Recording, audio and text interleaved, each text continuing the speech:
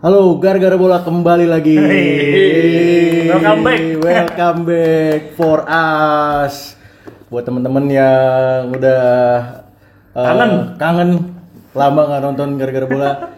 Demi menyambut Piala AFF Suzuki Cup, kami kembali menyapa teman-teman semua di sini. Memasuki dunia per-YouTuban. Biar subscriber kita naik lagi. Ya, walaupun kita tinggalin juga subscriber nambah terus. Alhamdulillah naik. Emang rezeki, emang video kita luar biasa waktu itu. Betul banget. Ini ada Bapak Fadli sudah kembali dari negeri tetangga Portugis. Alias Timor Leste. Udah kembali jadi WNI ya. Sekarang namanya kembali lagi jadi Fadli Ilahi. Sebelumnya siapa? Fadli de Souza. Fadli de Souza. Ada presenter Liga 2 sekarang. Pemain Vietnam dan juga Persewar Waropen. Labib Sadat dengan baju Vietnam, Nguyen Quang Hai, Eki Pratama dengan baju Filipina, dan Fadli Ilahi dengan baju kebesaran timnas Indonesia. Iya, kesempitan. Bukan kebesaran. Kita kan badannya udah gede sekarang ya. Jadi kayak pemain timnas laga amal kan. Perutnya bengkak semua. Jadi kayak AFF All Star. Pemain AFF All Star. Ini demi menyambut AFF, jadi kita pakai jersinya tim-tim ASEAN sekarang. Jadi AFF 2020 ini yang berlangsung di tahun 2021. Harusnya itu berlangsung di tahun lalu 2020, cuman karena pandemi, jadi semua kegiatan, semua event olahraga itu tertunda, ditumpuk semua di tahun 2021 dan baru bisa berlangsung di akhir tahun 2021 ini. Yes. Betul. Tuan rumah di Singapura. Betul. Tuan rumah di Singapura dari babak penyisihan grup sampai babak final, main dari tanggal 5 Desember sampai tanggal 1 Januari 2022. Betul. Jadi kalau kita masuk final, ya. mainnya pas habis pesta tahun baru dong ya? Iya betul banget. Ngantuk-ngantuk gitu. Malamnya ya berarti ya tuh ya? Tahun baruan di Marina Bay. Nggak boleh. Nggak ada. Demi main bagus jangan ngaco-ngaco. Emang banyak setannya di sana. Betul. Bisa nggak tidur gua Fadli Eki. Main ke Gelang dulu. Aduh, jangan ada dong. lorong 18. Jangan. Jadi selama penyelenggaraan AFF yang ke berapa tahun ini ya? Dari 96, 98, 2000, 2002, 2004, 2007, 2008, 2010, 12, 14, 16, 18, 20. 18. Ke 18 Indonesia kita belum pernah juara satupun di Asia Tenggara. Malu. Kita udah mencapai final itu 5 kali. Betul. Dan 5-5-nya itu runner up. Iya, juara terbanyak Thailand 5. Juara terbanyak Thailand 5. Iya, runner up terbanyak Indonesia juga. Runner up terbanyak Indonesia 5 juga. Badut Asia Tenggara ya? Padahal kita salah satu founding father-nya Piala AFF. Betul. Abang-abangannya lah Indonesia nih. Yes. Tapi satu pun gelar tuh belum punya kita. Kita runner up di tahun 2000, tahun 2002, 2004 itu 3 edisi beruntun. Terus 2010 dan terakhir 2016. Benar, 2016. Nah, Fadli sama Labib nih, menurut lu AFF yang selama lu nonton Piala AFF yang paling membekas tuh yang mana? Tahun berapa? 2010. 2010 karena gua itu baru bener-bener in banget sama bola Indonesia. Bukan bola Indonesia, nonton timnas itu hype-nya yang kerasa banget tuh pas 2010 itu. 2010, oke. Nah, dulu kan gua tinggal di daerah yang mungkin suasana bolanya nggak terlalu hype lah, nggak terlalu hebat kayak di Bandung lah. Gue dulu suka di Bandung ya. Nah, pas di kemarin waktu itu 2010 gue tinggal di Bandung, itu kerasa banget tuh suasana hype AFF-nya gitu. Di mana-mana orang jual jersey timnas gitu ya. Yang KW banyak tuh, yang Gonzales, Okto, Bahdim. Jadi kerasa banget tuh. Aduh, iya bener sih. Sorry gue potong. Tapi emang yang Fadli sebutin di tahun 2010 3 jersey itu paling laris. Tapi mungkin hype-nya sampai ke daerah-daerah juga sih waktu 2010 itu. Bener. Betul. Tapi kan dulu seingat gue sebelum 2010 kan di RCTI ya. Nah, sebelum itu tuh AFF itu di TV7 seingat gue dulu. Iya, 2007-nya di TV7 benar. Iya, jadi TV7 itu di daerah gue nggak dapet lah. Jadi gue dulu inget gue waktu final kita lawan Singapura itu gue dengerin radio. 2004 gue dengerin radio. Hah? Yang final lawan Singapura. Bal Mahyadi. Oh iya. Tunggu, lu dengerin radio itu pas lu di rumah dulu. Di rumah, di kampung gue. Kasih tahu dong di kampung lu di mana dulu? Bukit Tinggi. Di Bukit Tinggi. Fadli asli Bukit Tinggi tuh. Tapi emang Piala AFF 2010 itu hype-nya bener-bener sampai ke seluruh Indonesia mungkin Betul. Sampai ke Dari seluruh Sabang Indonesia. sampai Merauke lah. Dari Sabang sampai Merauke, penonton yang bukan penonton bola tuh jadi suka bola di 2010 banyak ya kan. Betul. Yang suka nonton bola tuh makin cinta banget sama timnas gitu. Makanya waktu kita tuan rumah kan 2010 ya. Betul. Efeknya kan karena kita tuan rumah jadi Semakin vibes-nya semakin panas. vibe-nya tuh makin panas gitu. Jadi kayak perburuan tiket itu buat penonton-penonton yang mau masuk ke stadion tuh susah banget waktu itu. Gue sampai waktu kan gue waktu di kuliah di Bandung ada ikut komunitas juga kan. Nah, sampai teman-teman gue itu ya pengen ke Jakarta, tapi emang gak ada tiket, cuman nungguin di luar GBK aja ngerasain hype-nya gitu doang. Fans GBK. masuk stadion nggak apa-apa gitu ya. Cuman ngerasain hype-nya gitu. Nah, waktu lawan Filipina sih ingat gue. Waktu lawan Filipina semifinal ya. Ya, nggak masuk stadion. Filipina. First leg dan second legnya waktu itu di Jakarta ya, karena stadionnya Filipina nggak layak untuk menyelenggarakan Rizal Memorial ya kalau nggak salah. Iya bener. Gue sampai sekarang tuh masih kadang suka merinding kalau bisa baca tulisannya Bang Zen RS itu yang malam terang di GBK itu yang nyeritain pertandingan waktu lawan Malaysia. Filipina. Waktu merinding gue bacanya. Keren. Lu bisa baca cari di Google malam terang di GBK. Itu. Iya. Itu yang golnya Gonzales yang sundulan apa yang? 2 gol dua-duanya. Iya. Itu kalau nggak salah pertandingan kedua deh tulisannya. Leg dua itu. ya. Lupa deh gue. Pokoknya pertandingan lawan Filipina judul tulisannya malam terang di GBK. Betul. Tuh Gonzales golin ke gawang salah satu kiper klub Inggris tuh. Iya. Kiper Fulham si siapa namanya? Neil Etheridge. Neil Etheridge. Betul. Kalau lu Bib, tahun berapa AFF paling membekas? Sebenarnya sih tahun 2010 salah satunya. Iya. Tapi ada salah satu lagi yaitu tahun 2004. Oke.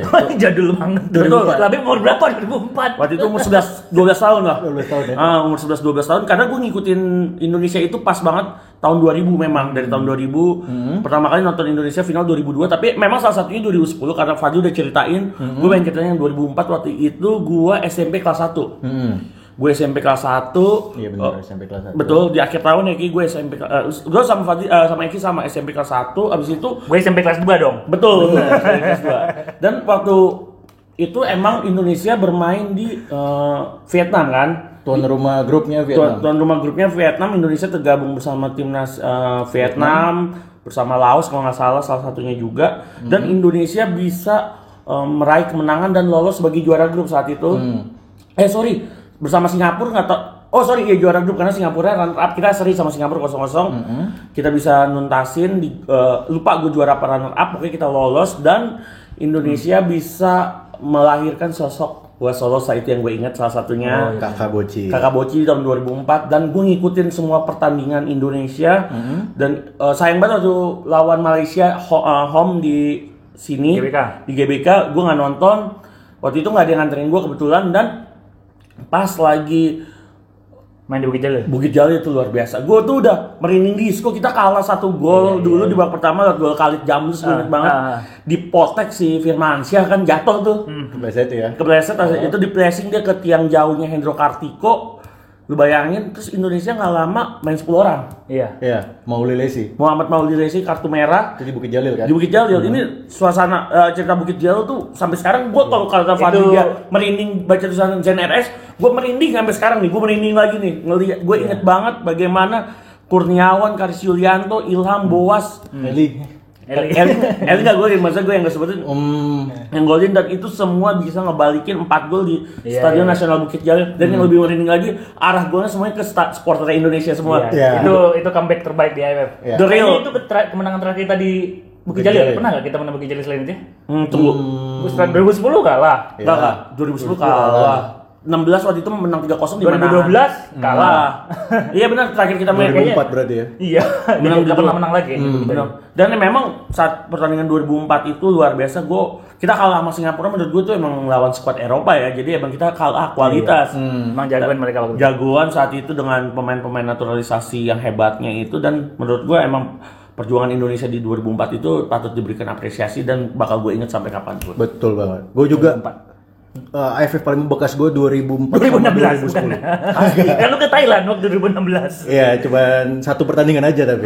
2016 karena comeback setelah ban FIFA kan. Betul. Jadi masuk Pakansari itu waktu itu lawan Vietnam pertama ya. Betul. Masuk Pakansari itu langsung denger Indonesia Raya tuh kayak aduh berapa tahun yang lalu nggak ngerasain kayak gini Lebih gitu. dari 3 tahun ya waktu itu ya. Iya, 2 gitu. tahun, 3 tahun. Tapi 2004 sama 2010 bener yang paling membekas. Karena 2004 tadi pertandingan Magical di Bukit Jalil itu yang kita membalikan keadaan.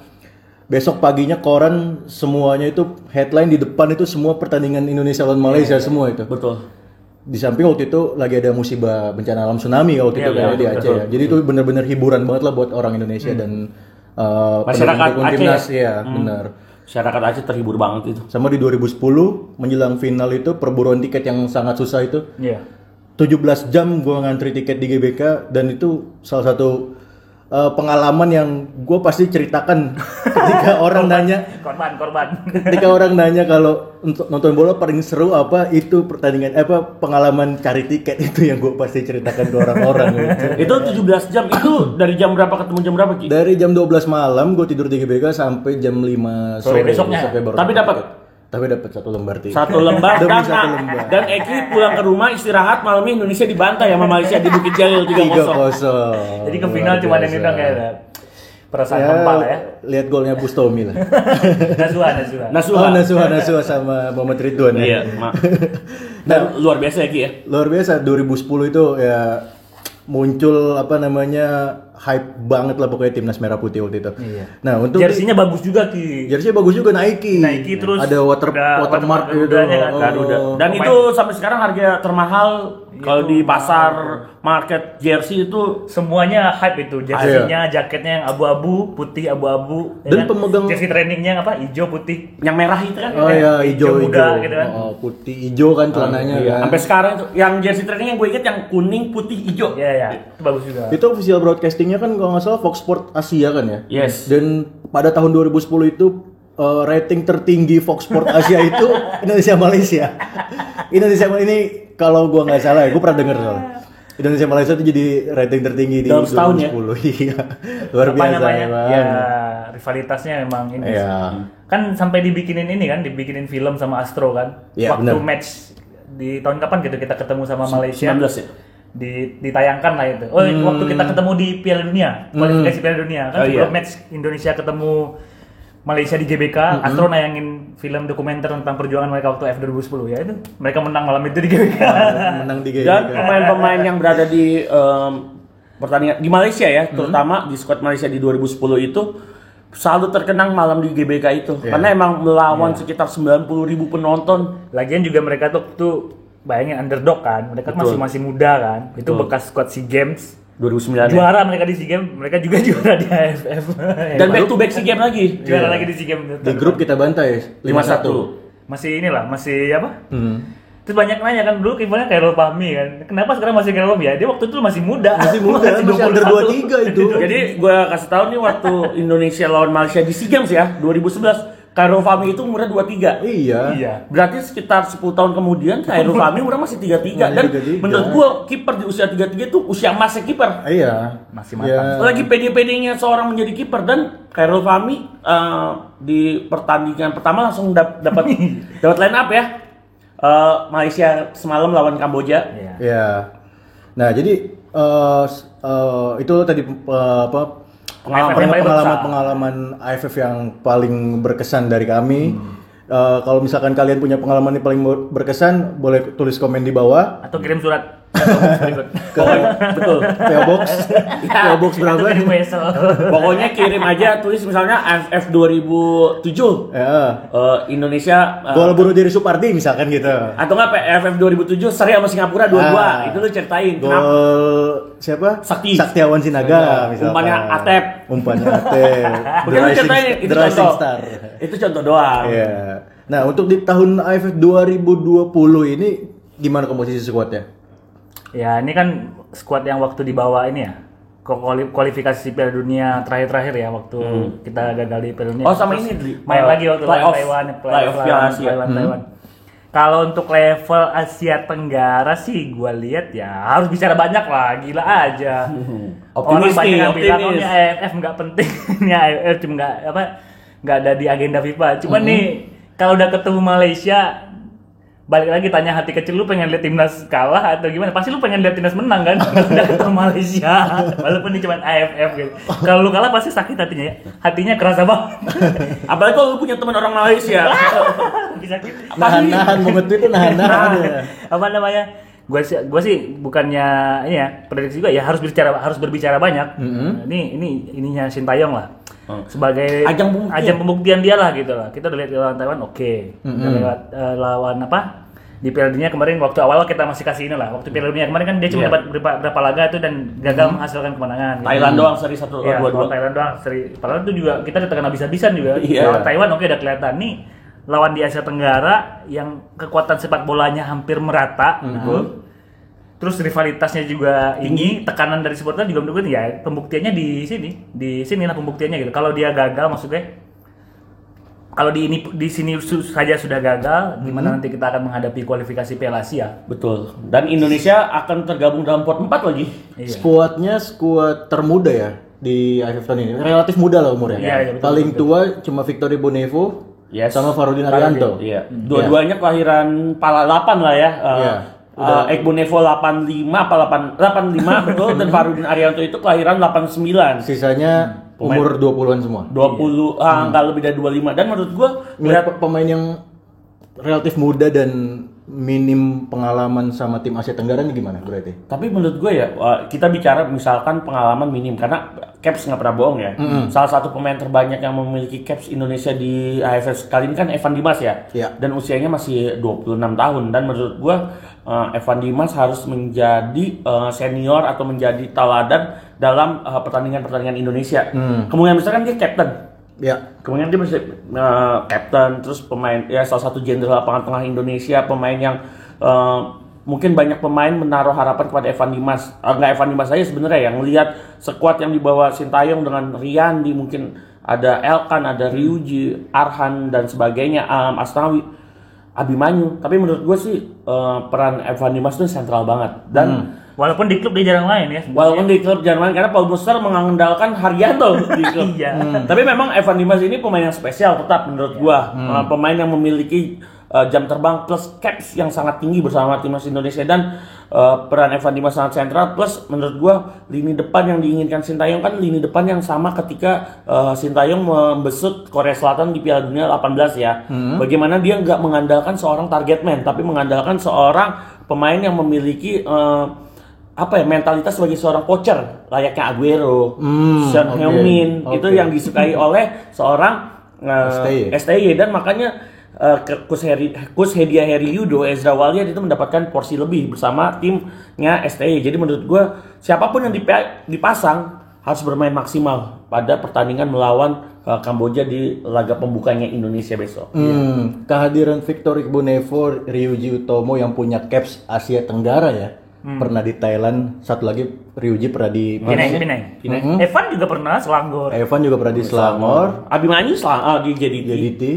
Pemain-pemain yang sudah punya caps di Asia Tenggara ini penting atau nggak di skuad Sintayong? Kalau menurut gue ini penting banget ya, pengalaman juga sangat baik. Gue pernah ngehitung waktu itu, gue pernah nge-tweet juga di GGB, Indonesia waktu melawan Chinese Taipei memasang 5 pemain yang bermain di 5 negara berbeda, berkompetisi di 5 negara berbeda. Siapa itu? Egy Maulana, Witan Sulaiman, Ryuji, Asnawi, Ryuji, dan Sahrian Abimanyu. Dan menurut gue ini pemain-pemain ini nggak hanya keren aja dia bermain sebagai pemain yang bermain di abroad atau di luar negeri, tapi emang pemain ini memberikan dampak dan efek affection yang luar biasa buat timnas Indonesia. Jadi menurut gue dampak ke tim. Udah ya, dampak ke timnya luar biasa, efek ke timnya luar biasa, kontribusi yang paling pasti positif banget. Lihat sekarang Witan nggak hanya lari-lari doang, tapi bisa crossing. Lu ngatain siapa? Lu nyindir siapa? Lu lari doang. Nggak ada. Siapa yang nyindir lari doang? Lu tahu siapa yang lari doang kan? Nggak ada. Gue nggak ada nyindir, tapi emang biasanya kan Witan itu nggak bisa final decisionnya kan saat masih muda ya, karena mungkin masih muda juga waktu itu mungkin cuma bisa running with the ball, tapi kali ini bisa tahu saat crossing, tahu saat peluang ini bisa mengasih berpotensi sebagai gol. Dan menurut gue kehadiran pemain-pemain yang bermain di luar negeri ini dan kelima pemain ini dipanggil ya sama STY ya untuk di AFF kali ini, dan menurut gue 5 pemain ini bakal memberikan dampak yang luar biasa. Kemungkinan besar 5 pemain ini sih kecuali Egy yang belum datang mungkin akan Terus Elkan Bagot akan menjadi starter sih, seharusnya ya.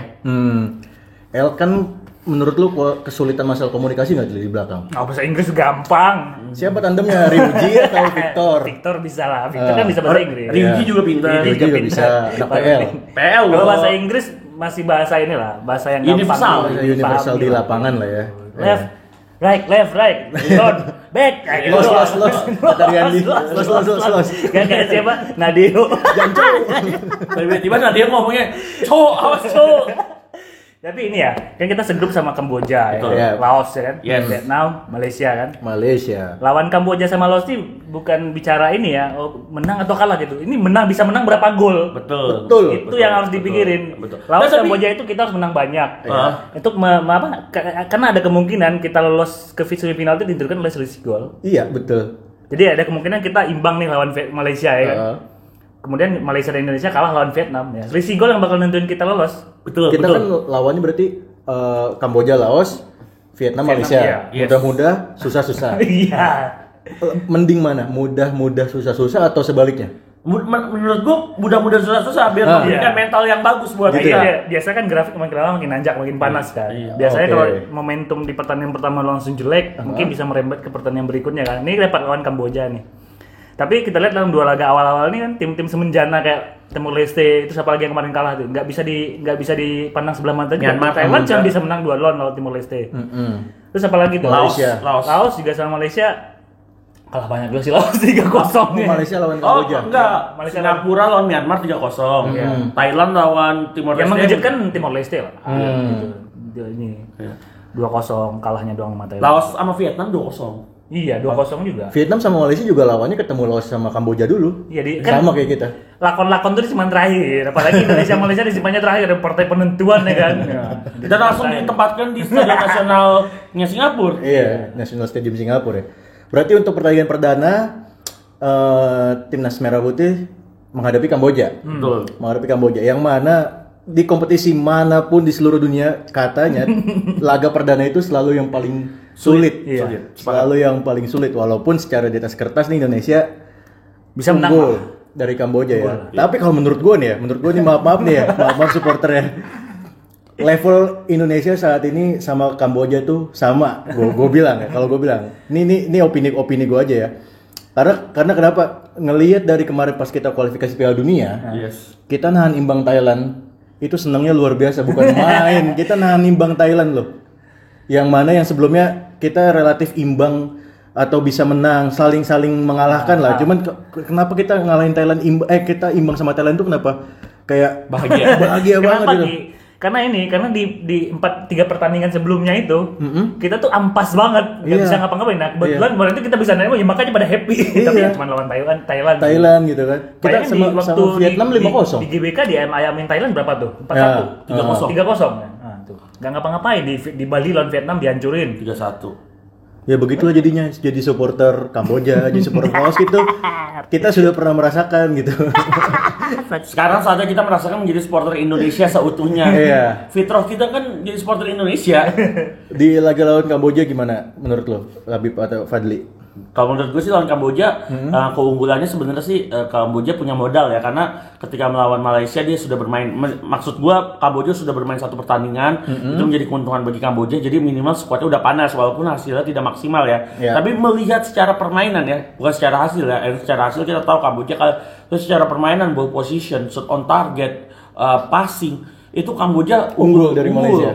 Malaysia itu unggul individu pas lawan Kamboja. Bagaimana Akhir Rashid, Safawi Rashid itu Badrul Bakhtiar ya terutama bisa memberikan rasa nyaman untuk lini tengah dan lini depan dari timnas Malaysia. Itu yang menurut gue individu Malaysia yang menolong hingga akhirnya Malaysia bisa menang 3-1 lawan. Mereka juga kecapean karena habis Piala Malaysia juga kan. Iya. Dan memang Settle. pemain-pemain JDT juga kali ini nggak begitu banyak kayak biasanya ya. Hanya 6 apa 7 pemain, dan menurut gue Kamboja memiliki keuntungan Karena sudah bermain. sudah manasin mesin lah istilahnya. Dan tapi Indonesia ya tetap Indonesia minimal harus menang 3 gol atau 4 gol lah tanpa balas ke gawang Kamboja. Bener lah ya pertanyaan itu, bukannya bisa menang atau enggak, tapi menang berapa pertanyaannya. Menang berapa? Harus di atas 3 lah. Iya. Harus Sepakat gua harus di atas 3. Malaysia kemarin 3-1. Apa kita selisihnya selisih golnya dua gol juga atau lebih Harusnya sedikit lebih gitu. banyak. Lebih aman sih kita 3-0. Itu aman banget. nggak Jika bisa. kita head to head 1-1 atau dengan Malaysia di akhir match, kemenangan lawan Kamboja bisa jadi kunci penting. Laga perdana tuh penting, 3 poin perdana penting buat tim Indonesia. Apalagi dengan gol banyak itu tabungan buat nanti penentuan lolos. Betul. Ningkatin grupnya. kepercayaan diri juga. Apalagi striker kita kan mandul-mandul semua. Kayak bikin gol main tengah terus. Iya. Ya, kemarin bikin gol Ivan Dimas kalau enggak si Ricky Kambuaya. Iya. Dua pemain itu tuh Eji gitu-gitu kan jarang yang kayak Dedik yang benar-benar di depan gitu kan atau si Yudo. Neymar Yudo Neymar Van Java. Jadi begitu. Untuk timnas Indonesia selamat menghadapi AFF. AFF 2020 ya. AFF 2020 yang diselenggarakan di tahun 2021. Pokoknya harapan kita masih sama, juara lah. Obat penasaran gila aja lu. Iya. 18 kali nggak pernah juara.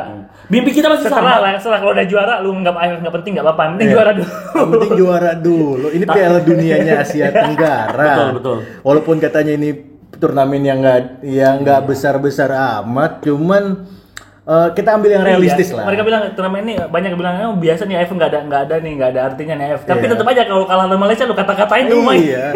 Yang realistis kalau misalkan kita belum bisa natap Asia ya udah pelan dulu yang di depan mata gitu. Oke lah, Vietnam sama Thailand levelnya sudah satu level di atas kita tapi belum sampai levelnya top Jago-jago elitnya banget juga. Asia. Enggak. Vietnam nggak ada tai-tainya di ronde 3 kualifikasi. Betul. Nggak dapat poin sama sekali. Thailand nggak lolos sama kayak Indonesia gitu. Tapi menurut gua orang-orang yang bilang Thailand, Vietnam bakal pakai tim B-nya, tim C-nya atau pemain mudanya bohong tuh semua. Lu lihat tuh kemarin Datang semua. pas Thailand ngumumin skuadnya, pas Singapura, Malaysia itu pemain-pemain terbaiknya. Karena kenapa? Tim-tim ASEAN ini lagi pada Libur. haus dahaga. Iya, mereka pada kalahan semua. Kalau semua bener kata Fadli, Vietnam itu lagi parah banget di ronde 3. Si Thailand juga manggil itu, siapa? Malaysia manggil pemain yang di Mitilijan itu. Dion Coles, tapi belum datang. Belum datang. Pertandingan terakhir mereka jadi baru datang nanti. Dan kebetulan Indonesia Dion Coles backnya. Karena Junior Estal juga kemarin nggak bermain maksimal juga back mereka yang bermain di Chonburi. Jadi masih lagi pada haus dahaga. Jadi semuanya bakal maksimal. Total lah. Memang ya bukan di FIFA Matchday sih memang. Cuman ya ini tetap aja nih kalau udah ketemu Thailand, Vietnam, Malaysia, Singapura tuh pasti ada beda kayak cerita. rivalitas terus ada kalau mereka kalah tuh pasti kita ada perasaan emosinya gitu kan. Iya. Gitu. Kecuali kalau udah juara AFF boleh lah pikirin yang lain. Gak apa-apa. Kalau sebelum juara gue masih penasaran, lu bisa juara atau enggak? Mimpi kita masih sama semua kok. Tapi Juara. gini juga kalau kata fan Inggris, jangan pernah ragukan cara apa? Timnas Indonesia mengecewakan fansnya. 2010, 2016. Ada aja nih juara. Ada aja caranya ya. Tapi semoga harapan kita sama semua Indonesia juara. Ini saya juara. Ya udah. Semoga video ini ditonton sama Coach Sintayong. Nggak ngerti dia. Minimal sama Dirteknya. Iya. Coach Kalau Indra. Dirtek Coach gini. Indra dong. Coach Indra. Kalau apa? GIF-nya Dirtek yang paling terkenal tuh gini-gini. Selamat datang Piala AFF, selamat berjuang untuk timnas Indonesia. Marhaban Piala AFF. Marhaban Piala AFF. Ini hari kedua. Hari kedua terawih. Ya, Piala AFF. Belum, kita hari pertama terawih nanti hari Kamis. Oh ya kita benar. Juara. Hari Kamis tanggal 9 Indonesia melawan Kamboja. Jangan lupa dukung, berikan doa untuk perjuangan tim Merah Putih yang sedang berlaga di AFF. Betul. Oke, sampai jumpa di video gara-gara bola berikutnya. Goodbye. Wassalamualaikum warahmatullahi wabarakatuh. Ciao. Ciao.